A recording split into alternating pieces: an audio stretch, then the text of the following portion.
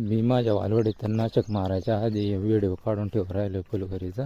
हे पाहू शकते, ही फुलवर आधीच भरपूर प्रमाणात चढून गेली.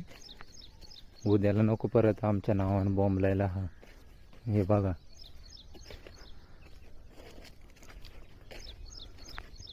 हे इधन हे जागी हे झाड आडवं पडेल आणि ते तणनाशक मारायच्या आधीच सगळे चढून गेलेली ती फुलवर.